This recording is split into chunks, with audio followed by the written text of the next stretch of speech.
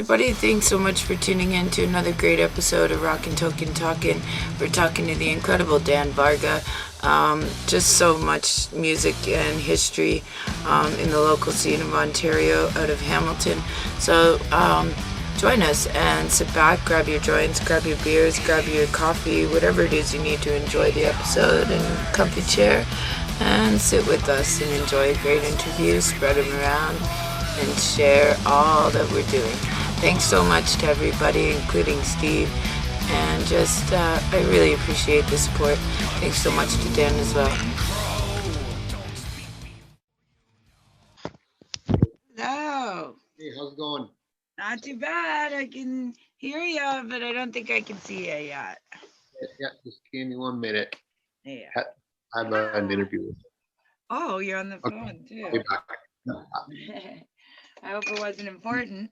Isabel, come get the phone, sweetheart. Oh. Come and get the phone, honey. How's it going, man? You know, ups and downs. It's wonderful and it's miserable at the same time as always. But you know, Yeah, that's life, right? it is life. And I'm Yeah, just doing so many interviews. It's actually really incredible. So thank you for redoing another interview with me. no So I don't worries. think you got a lot of time to speak last time. Now we had some paranoid dude in the States thinking that the whole world is We have kind of you know, tried to steer away. We covered COVID for a little while, many months, because I think it affected me personally because I was crossing the border and I'm so sick, and it's such a yeah, real relevant breakdown of the entire musical industry right now, and it seemed relevant. It's yeah, interesting the perspectives of different people from all over the world and how they feel, and it did seem to make some touchy waves. Um, yeah, I'm new to podcasting on a video format like that, and I'm new yeah. to doing group interviews. But I hoped Mm, that, you know, conversation can flow, and even if you have a difference of opinion, mm. you know, to just Yeah, not go nuts with it, right? But yeah, some people have a little harder time doing that. Um, yeah, and then I've had to, with some people, even say, um, you know, they've publicly spoken about it, and then it's caused them some kind of personal issue with their music. So I'm yeah. glad we're not going to talk about that today, Me because too. yeah, I wanted to hear about your music. Yeah, man, let's talk music. Yeah. So you are from Hamilton, Yep. right? And that's where your music was started in the 80s. And you how do you feel you were received or supported as an Ontario artist? You know, did you get the exposure? Yeah, I mean, the band I was in before Svengali was called Varga, and Varga.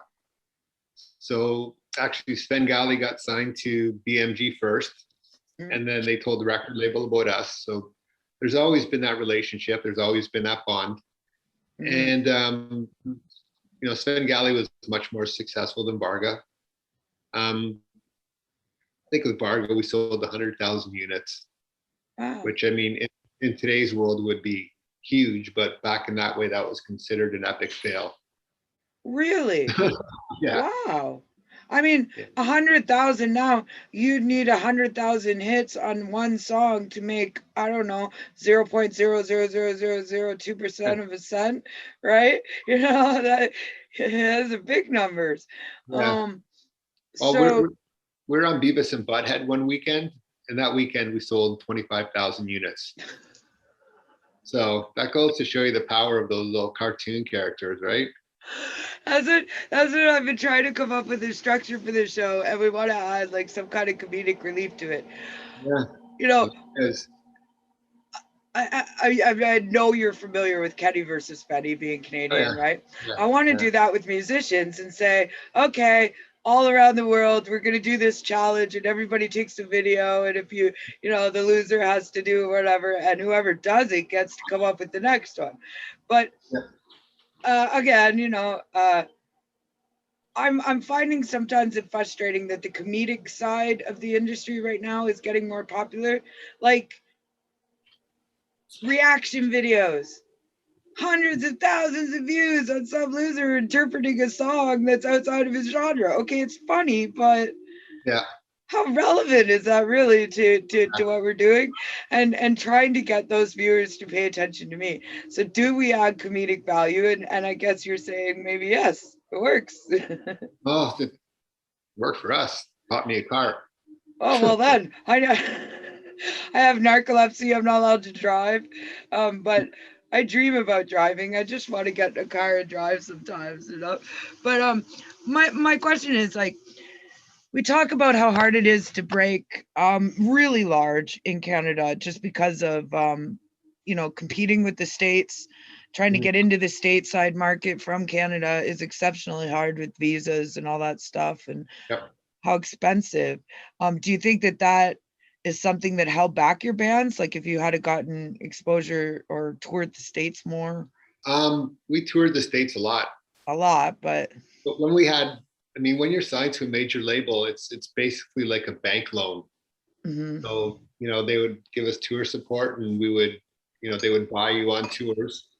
But Right. we're a band that was like one out of 50,000 bands signs a major label record deal. So that's Right. as far as and I'm not saying this in any condescending way, but as far as like the average band goes, for them to go and tour the States, it would be impossible being Yeah. a band. Yeah. And I've been dealing with three labels, I think, as far as just trying to get support and supporting them. One of which is RFL, which I know you're with now. The other one is Pure Still Records. And Jackie Chambers, I'd love to invite you to that show if you're ever available at noon. Nobody ever is, but so Yeah. um, is signed to Silver Lining, which holds Alice Cooper and Motorhead and Right. Saxon, all these epic big bands, and they don't have any money to give them to go to a recorded album. You Yeah. know, she was saying like 20 years ago, even 10 years ago, we get a $20,000 advance. Now we're lucky if we get $1,000 to hire the recording studio. Yeah. And if big labels like that are collapsing, we're really in trouble. Yeah. Well, the whole paradigm shifted in the music industry. It's basically the band self funds the music, and then Hmm. then we have a label like RFL who will take it and market it and things like Right. that. And there's a lot of reasons why that happened. The main reason was Napster. Napster ruined the music industry. I mean, it made it great because all of a sudden you could get all the Anything. music you wanted for free. But then, music isn't a free commodity. At some point, you know, it, what I've noticed is that the internet is the best thing and the worst thing that's ever happened. I'm noticing that too. Yeah. So it's the best thing because it gives you a level playing ground, and it's the worst thing because it gives you a level playing ground. You And have there's so you much have bands out competition. there that suck so bad that should still be downstairs practicing. They're putting out records and promoting themselves, and they're congesting. Things are Yeah. congesting. Whereas back in the day when you had a record labels, you know, the best bands would get signed, and the other bands would still And they working. would scout for Yeah, bands, right? They would scout instead of having endless submissions to go through, or like exactly. people saying, I'll give you money to put me on here. Money is the shit that fucking makes everything work. And it pisses me off because I just can't seem to make a dollar at this. And I want to do so much. And it puts so much pressure on a young band. You know, Yeah, like if you're, I don't know, 3 18-year-old kids, how the heck are you supposed to do it? Even if you are the next Dimebag or the next, yeah. whoever, right? I'll tell you exactly how they have to do it. They have to Oh, go and good. play. They have to go and play every shithole Yep. wherever they can. They have to sleep in a van. They have to eat craft dinner and tuna sandwiches, like we did And for. that's the story of Lips. That's the story of most of the people who are in that age category, or at least that success went going from like the 80s to current, Yeah, right? And seen all the changes with the industry. I think you're right, but the problem with that is We're losing all of our clubs. We're losing all of our places to play. We're losing even the shitholes now because of Yeah. COVID. Well, I mean, COVID. Yeah, COVID I don't want to definitely. bring it back up. It's It's changed. It's changed things. But what changed you're the world. yeah, what you're going to see happening now is there's going to be bands that like Svengali who have been active through COVID, who've been writing songs, who've been working on their instruments. And then there's going to be the bands that just, I'm going to take some time off and not do anything. Then when things open up, there's going to be really shit bands that were once good and really great bands that were once pretty good. Yep. And I've been hearing this for the last couple of years since the very, very start of it all. And now people are saying, well, now I have 3 albums that we've sat around and made, and we would have gone on tour for a year for each one of them. Now we have so much content. How do we promote it when it does open up? And that's Yeah. the big names, right? So Yep.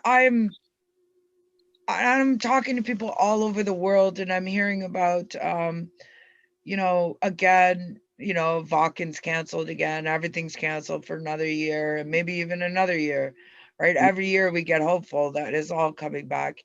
Yeah. Do you think it's going to come back in the way that we remember it? Um, I think that face masks are here to stay. Um, I think once we've reached herd immunity, that things will open up again. It won't be Yeah. this summer, but I mean, even the plague in 1918, when that went down, eventually they got over that, and they didn't have the technology or any of the stuff that we did. Enough people died that they reached herd immunity, and technology has helped to save a lot of people's lives. Yeah. And we're going to get through this, and I you try to take away the positive things out of it, right? I Yeah. mean, and you learn from it, and you learn what really matters, and what you can really do without. And you'd be really surprised. Like I've learned a lot about myself throughout this whole thing, and one thing I know for sure is that my daughter means more than anything in the world to me. That's Oh, number one.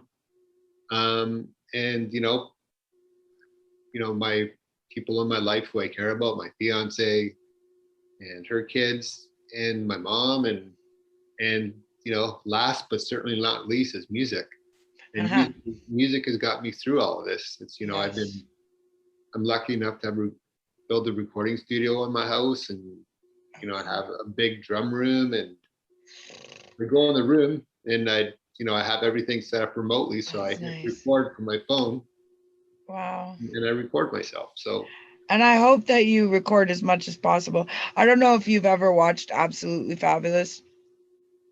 Yeah, no. Oh my God.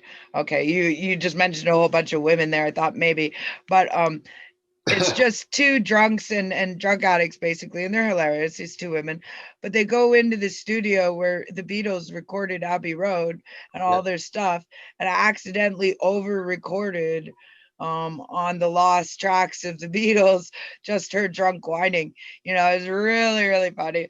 And I was talking to people who were going near to that studio and doing some work, and I did, it's funny.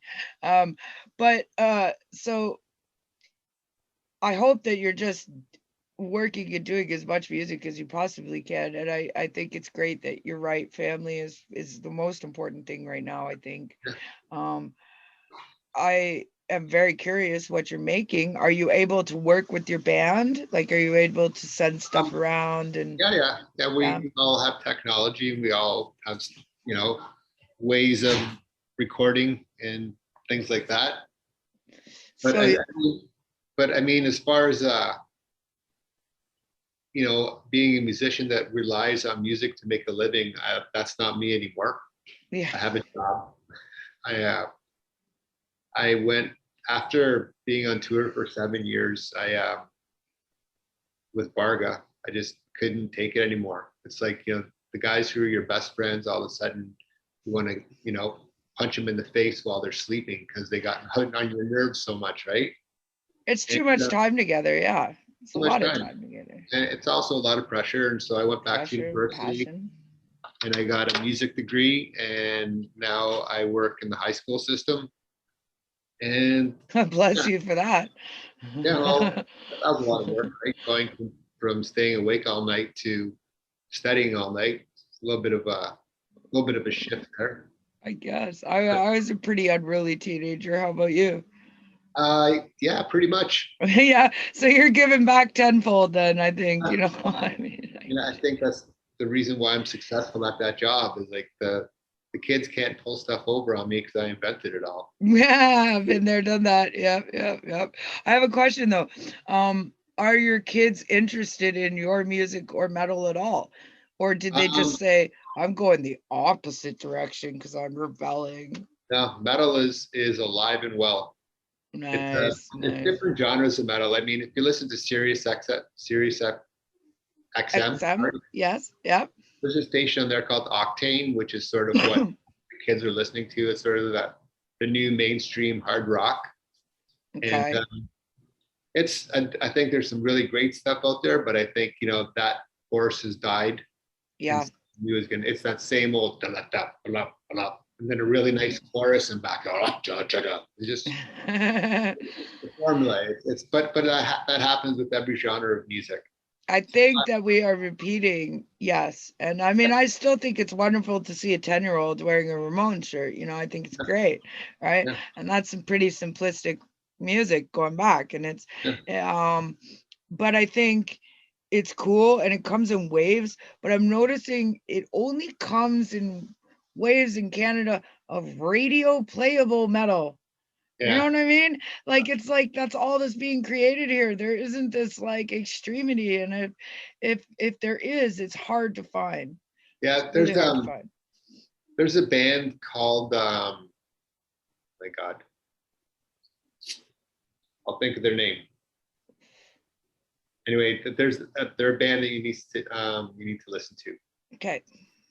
I'll think of it during this interview. I promise. I But know I did that the other day, and then like an hour or two later, you just scream it out. Entropy. They're called Entropy. Entropy, yes. You should get a hold of those guys. They're a great Canadian metal band. Try. I've Real like early thrash metal, nice speed stuff going on. My very favorite band from back in the day, and I hate saying this doing what I do now because I've just met so many incredible people, but my favorite band from youth was Strapping Young Lad. And that I Yeah, think is about as intense as you could get.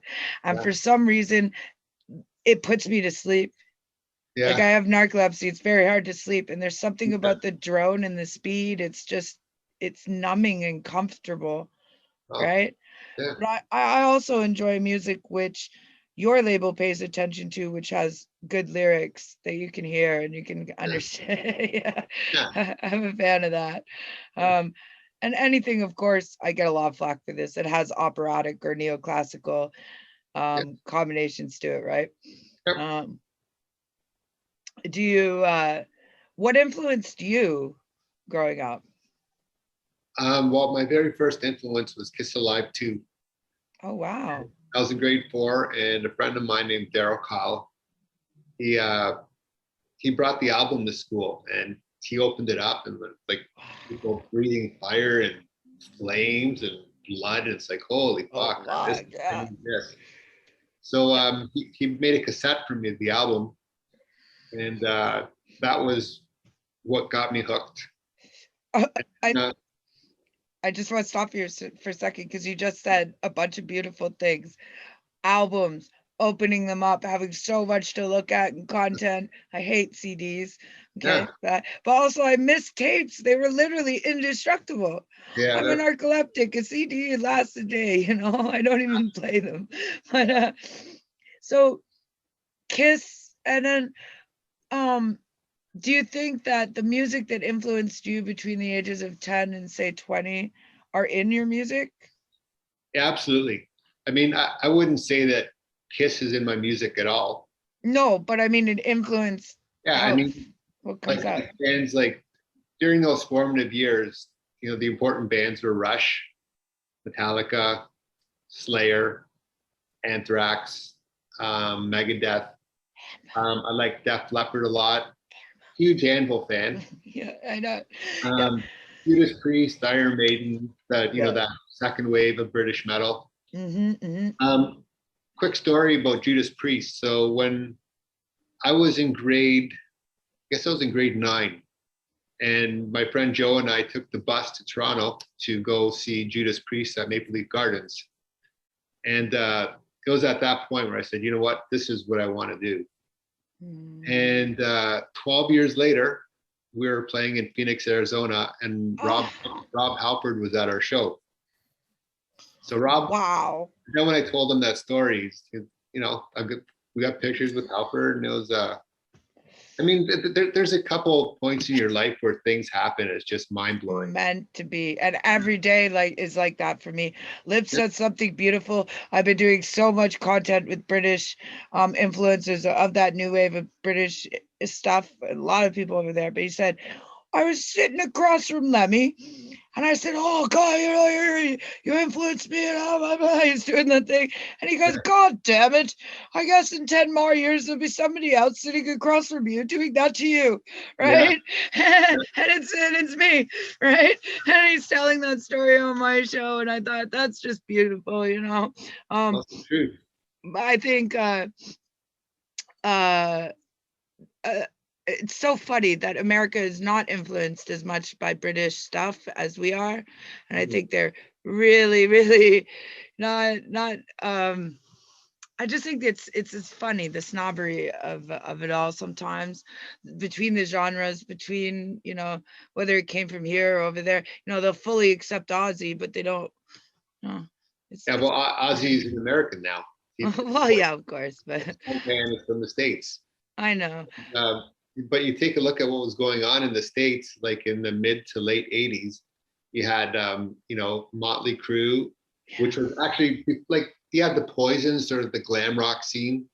And then you had the emergent metal scene on the other side, where, you know, I remember, you know, the first time I heard Rain in Blood by Slayer, Raining Blood, I couldn't believe my ears. It's like, Yeah, what is this? This can't be humanly possible. exactly. And I seriously felt like I was on drugs, and I wasn't when I heard that record. Just, I became addicted to it. So do you not classify, and everybody has like a subgenre, and I don't know how to subgenre everything, but like, do you consider that like Motley Crue and all that stuff metal?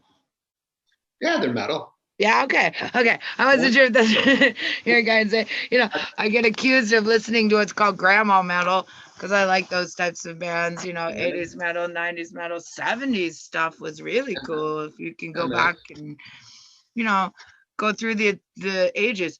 I also find it interesting how, you know, reggae influenced rock and roll, which influenced metal, right? But you think any of my metal friends will pay attention to my reggae artists? Nah, nah. You know, it's such a snobbery sometimes, and I wish I knew more about the subgenres, you know, because people are like, why aren't you interviewing death metal people or speed metal or thrash metal or doom metal or elven metal or Viking metal? I'm like, good God, there's too much. There is a class of elven metal. Like, I'm very, very serious. Like Lord of the Rings, or like they get done up in like cosplay costumes for like it's a whole genre, and I'm like, well, let me get through the good ones first, and then I guess I'll expand. I mean, there's just so much music out there. But yeah, elven metal. Um, uh, so where do you guys see? So you're sitting around, you're writing new music right now.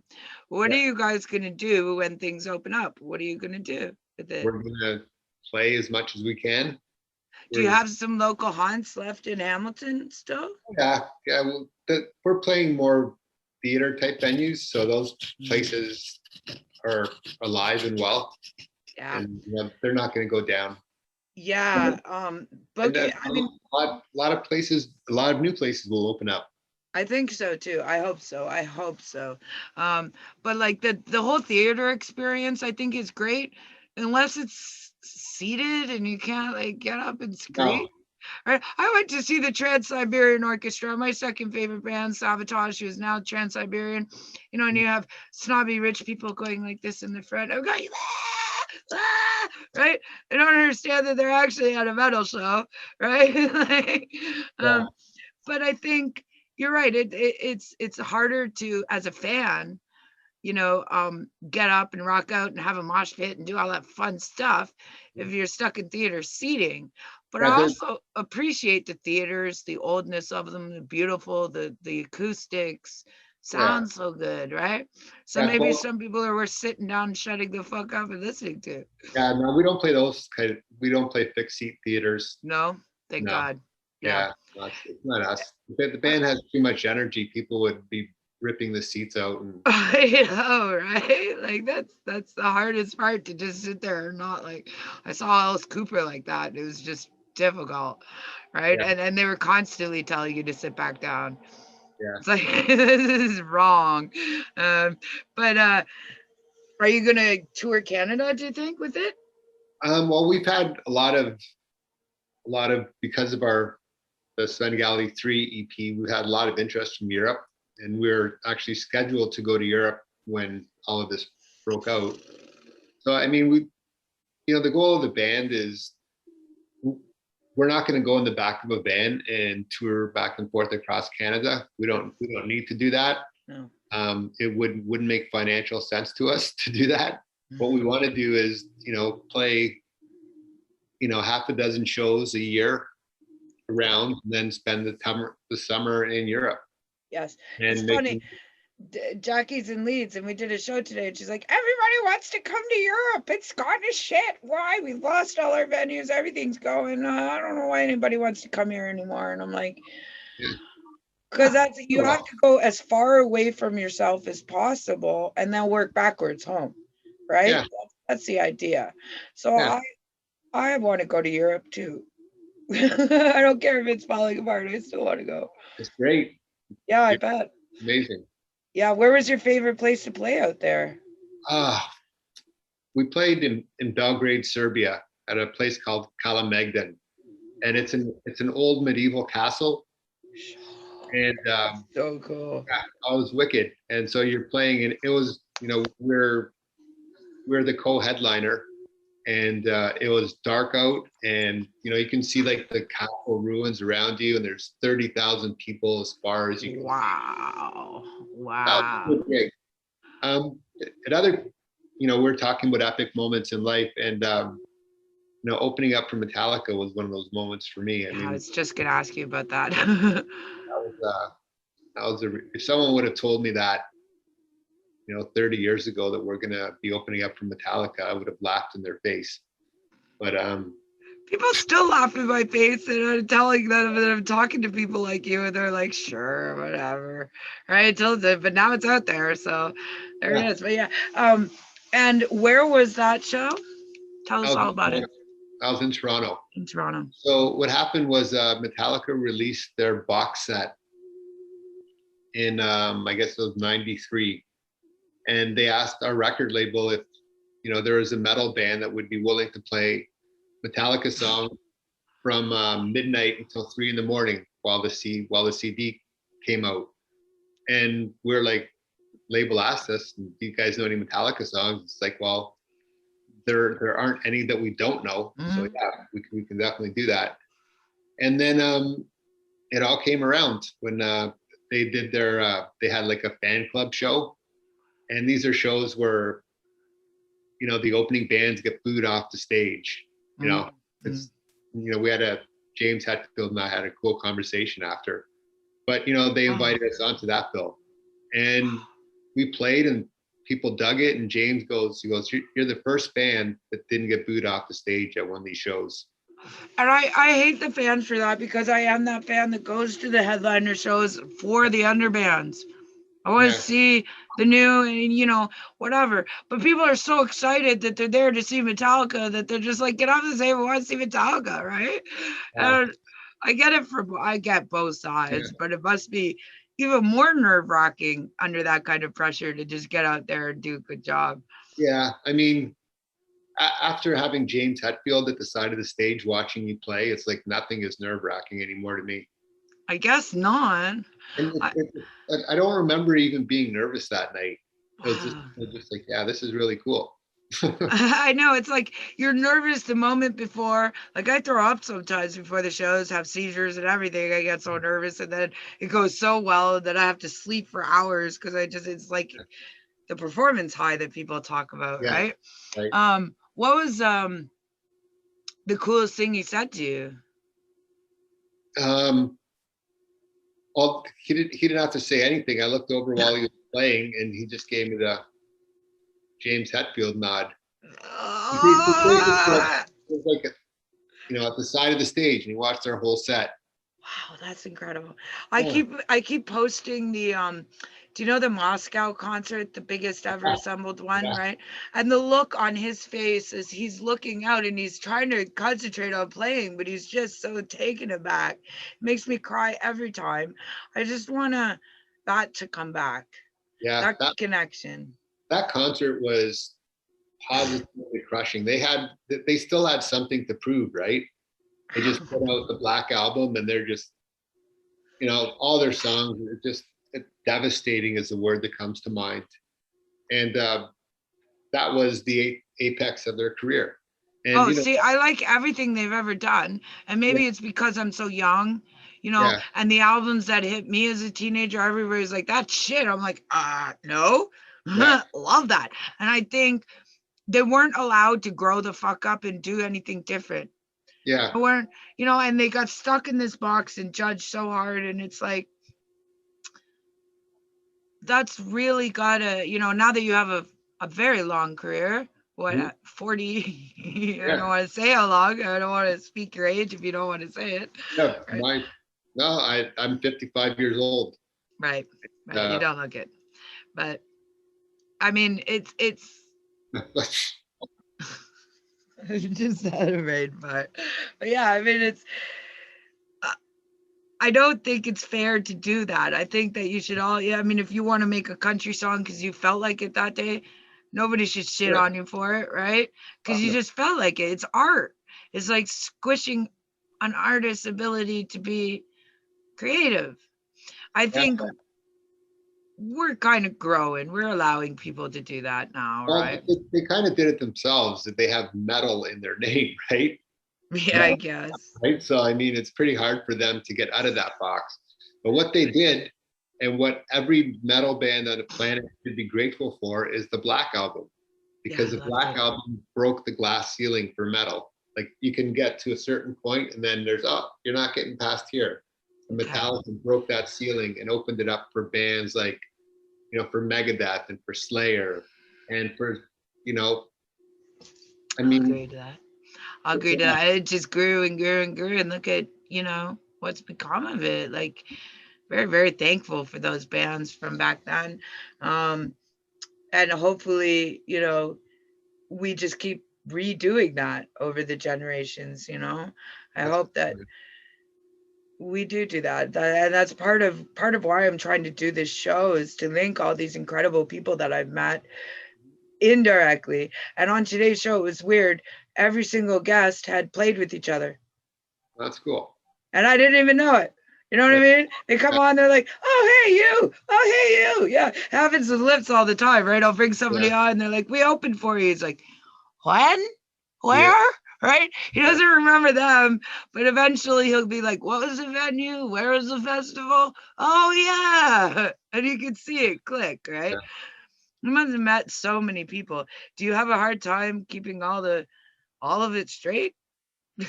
No, All the names, all the people. no, I have a pretty good memory. I I remember used to. stuff. I used to. Yeah, It's getting to be a lot. When you're trying to remember every little thing that everybody's done, and you're talking about 3,000 people, mm, it's a little difficult, yeah, right? Yeah, yeah. And I yeah, forget something monumental sometimes, and that could offend somebody. It's very easy to offend people nowadays as yeah, well. Very, very easy. Um, Unintentionally. I make a yeah. lot of novice mistakes. The industry is really hard, right? Uh, It's very, very hard. I mean, have you are you busy? I, you know what, I have about 10 minutes that I Sounds can do perfect. more. What do you want to talk about then? What I'd like to talk about the new Svengali material I love it. that we're doing, and sort of the plans for the band. We have a new video coming out in May, Okay. May 7th. It's a video that was shot in September, but because of the insanity that's going on in our world, it's been pushed, just keeps on getting pushed back and back and back. So that looks like it's going to be done. And if it doesn't get done, I wouldn't care if we don't release this video, because it's been it's been so painful just to, we have all of this great footage and we worked hard and we spent a lot of money, and just, it's like, I don't know, it's very frustrating. I will I'm trying to get to another online event. The success of my online events are great. Hopefully, John, maybe we'll let you do that. Throw it in under some bigger names, and we'll get the video out as a concert performance of some kind, if you're willing. Sorry to cut you off. Yeah, no. Yeah, that's happening. Yeah, right now we're in the process of putting together an album of unreleased material from the early 90s, basically demos. Wow, cool. And the first album is getting reissued by Sony. Oh, wow. Yeah, Sony wouldn't license it to any labels, so they're putting it out again as the 30th anniversary of it. And then just the new Svengali songs are coming along great. I mean, you said they're very painful right now with promotion. Is there anything about that in the music? Any of the songs talk about it? The songs aren't, we're not a political band, the singer, basically the band revolves around the singer. And if, we could have the best music in the world, but if Dave isn't singing what he feels, the song doesn't mean anything. So, you have bands like Anvil, there's kind of great music behind it, and it's that whole thing. Svengali is Dave Wanless and us creating around him. I've noticed a lot of bands that work that way. Is that frustrating? No, it's challenging. Challenging. Okay, that's a good word. It's really easy for me to go and like pound out double bass drumming and just do really stupid shit, but to play to not play when you want to. So for example, someone who's great at that is like Charlie Watts or Phil Rudd, those type of guys who are just know when not to play. Like you can't be fighting with the singer. No. You pick your spots and, finding a groove. I've been working on a song for 4 months now, and just trying to find the right groove for the vocal, like the exact perfect one. And that's where that's what I'm working towards now. That's probably the most challenging piece in my life. Wow. It's just to, learn when not to play and how to stay out of the way, and just how to create a solid pocket so that the singer can do his thing. Because at the end of the day, the singer sells the music. It is, I was talking about this before. As a young person, you identify with the singer first. Yeah. Especially if you don't know how to play an instrument, right? Then I sort of was like, "Ooh, guitarist in here. That's interesting." Took me a long time to hear the bassist, and then I paid attention to drummers. But it's like, you are right. Lost, huh? Yeah, I mean, it took me a few years to learn everything, but it's true. It's like the singer hits you first, and it's what you connect with or don't connect with sometimes. And I also find it's shocking that bands don't write their own stuff, that the singer sometimes will buy a song and what you're connected to is not really that person. Yeah. That was very frustrating. We don't do that. I'm glad you don't do that, but then there's some successful music out there and some great songs, and there's people who just write songs and can't play. So you look at Kiss. Kiss, most of their stuff they wrote with Desmond Child, and their co-writers involved Vinnie Vincent. Kiss doesn't write their own songs anymore. And there was a period where they're like the worst songwriters on the planet. Like what's that song, God Gave Rock and Roll to You? It's like, what the fuck is that? I have a friend, Bobby from Pentagram, where Kiss came over to their house to jam and stuff. And I think that at that age in the 70s, when they were still not as hyped and an actual marketed thing, you Mhm. know, is probably when some of their best music was done, in my Yeah, opinion. for sure. Yeah. You have to have that hunger. And Yeah. I think it's hard to be, going back to Metallica. I mean, they're like they're almost 70 years old, and I know, right? they have more money than they could ever spend, and they don't have anything to prove to anyone. So, as far as people judging anything that they've ever done, it's like you have no right to do that. They're the biggest metal band of all time. I think you're right on that on so many levels. I have a lot of friends who've worked in with or around them, and it's very humbling even to come close. Sure. I am trying to do a rare disease meets rock star version of my show because it influenced me so much to do so much that I want to do that for other people. And Yeah. of course, my first person's like, "Can you get Metallica?" I'm like, "Yeah, no Yeah. fucking problem." Yeah. Right? I have been trying for months to get anywhere. They're fucking untouchable. And Yeah. even Lips was like, "Oh," he even said that they're untouchable. Yeah. They're the world's biggest metal band. Yeah, yeah. So I mean, he's come down a little bit on his asking of who he wants to be, which I think I can pull together. But Cool. You know I what? mean, I really do have to go. me too. I am So so sorry. it's okay. I just can't thank you enough for being part of it, being My part of pleasure. the whole family. And we'll get this out real soon and I'll get it to you. Right. All the best. Thank you so All much. right. Thank you so much, man. Bye.